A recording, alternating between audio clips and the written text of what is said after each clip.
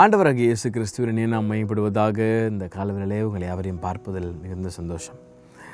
தானியேலுக்குள்ள விசேஷித்த ஆவி அப்படின்னு ஒரு வார்த்தை ரொம்ப அழகாக ஆண்டவர் மென்ஷன் பண்ணியிருக்கிறார். தானியேல் 6:3 பார்த்தீங்கன்னா, தானியேலுக்குள் விசேஷித்த ஆவி இருந்தமையால் அவன் ராஜ்யம் முழுமையும் அதிகாரியாக ஏற்படுத்த ராஜா நினைத்தான். ஒரு பியூட்டிஃபுல்லான ஒரு காரியம். தானியேலுக்குள்ள விசேஷித்த ஆவி இருந்துச்சு. சொல்லப்போனால் விசேஷித்த ஆவியானவர் இருந்தார். அதனால தான் தானியேல் ரொம்ப ஸ்பெஷலாக தெரிஞ்சார்.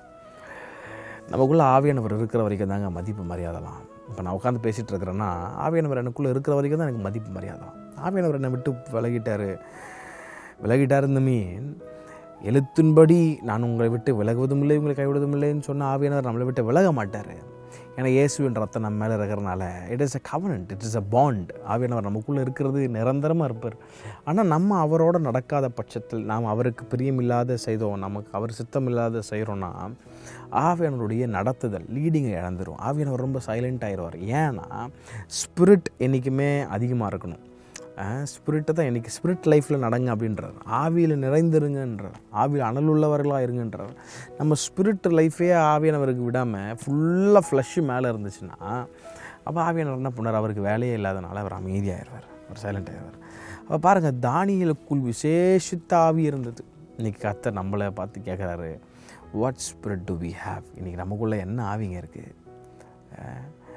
இயேசு கிறிஸ்து அவர் வாழ்ந்த நாட்களில் அவர் சீஷர்களை எல்லோரும் என்கரேஜ் பண்ணிகிட்டு இருக்கும்போது 2 பேர் இந்த பிரதர்ஸ் ஆஃப் தண்டர்ஸ் அவங்கள குறித்து சொல்லப்பட்டிருக்கு. அவங்க சொன்னாங்களாம், எலியாவை போல் வானத்துலேருந்து அக்கினி இறக்கி எல்லோரும் காலி பண்ணிடுவோமா, அக்கினி புஷ்பம் ஆக்கிடுவோமான்னு ஒன்று ஆண்டர் அவங்கள பார்த்து திட்டினார். எப்பா என்ன ஆவி பாருக்கு உங்களுக்குள்ளே அப்படின்னு திட்டான். இன்றைக்கி ஆண்டர் நம்மளை பார்த்து கேட்குறாரு, என்ன ஆவிங்க இருக்குது நமக்குள்ளே? இன்றைக்கி உள்ள குரோதம், கிரட்ஜு, பொறாமை, இச்சை, வெறி, கொலை எல்லாத்தையும் வச்சுட்டு இன்றைக்கி எப்படி தான் நம்ம போய் சர்ச்சில் இன்றைக்கி ஆராதிக்கிறோம்? எப்படி போய் இன்றைக்கி பிரதர்லி லவ்வை காட்டுறோம், சிஸ்டர் லவ்வை காட்டுறோம்? இன்றைக்கி எல்லா அழுக்கையும் குப்பையும் உள்ளே வச்சுட்டு இன்றைக்கி யாராக ஏமாத்துறோம்? இன்றைக்கி கர்த்தர் ரொம்ப கவனமாக பார்க்குறாரு. மனுஷனுடைய இருதயத்தை கர்த்தர் கவனமாக பார்க்குறாரு. இன்றைக்கி என்ன ஆவி நமக்குள்ளே இருக்குது? What spirit is being activated in us? நம்ம ஒரு சகோதரனை வெறுத்துட்டு, ஒருத்தனை முட்டாள்னு திட்டிட்டு, ஒருத்தனை தூஷண வார்த்தையில் பேசிட்டு அதே இடத்துல உட்கார்ந்து கர்த்தர் எப்படிங்க இன்றைக்கி ஆராதிக்க முடியுது நம்மளால்? இன்றைக்கி கர்த்தர் சிலரோடு தீர்க்கத்தும் பேசிகிட்டு இருக்கிறாரு.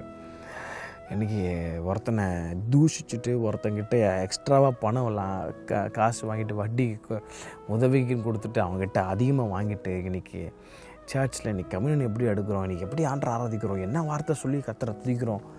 என்ன ஆவி நமக்குள்ளே இருக்குது? இன்றைக்கி தானியேலுக்குள் விசேஷித்த ஆவி இருந்துச்சு. ஆவியானவர் விசேஷித்தமாக இருந்தார். ஆவியானவர் இன்றைக்கி முழுமையாக இடம் கொடுங்க. அவர் கன்விக்ட் பண்ணாருன்னா ஒப்பு கொடுங்க. அவர் உங்களை பூரணமாக ரொம்ப அழகாக மாற்றுவார். அவர் இன்றைக்கி இடம் கொடுக்குறதே இல்லை நிறைய பேர். அதனால தான் ஆவியானவர் அமைதியாகிடுவார், சைலண்ட் ஆகிடுவார்.